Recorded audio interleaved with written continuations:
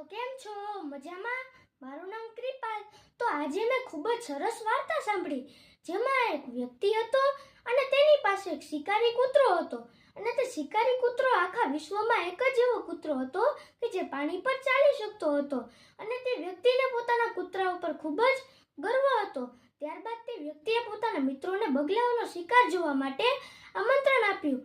અને તેના જ્યારે મિત્રો તે વ્યક્તિ પાસે આવ્યા ત્યારે તે વ્યક્તિએ પોતાના મિત્રોને કહ્યું કે જો મિત્રો, આ છે મારો શિકારી કૂતરો અને મારો શિકારી કૂતરો હમણાં પાણી પર ચાલીને બગલાઓનો શિકાર કરશે. અને વ્યક્તિના એક ઈશારાથી કૂતરો બગલાઓનો શિકાર કરવા માંડ્યો. અને તે વ્યક્તિને પોતાના મનમાં થયું કે મારા મિત્રો મારા કૂતરાનો પરાક્રમ જોઈને મને પ્રશંસા આપશે, પરંતુ તેને પ્રશંસા આપી નહીં અને તેના મિત્રો ચાલ્યા ગયા.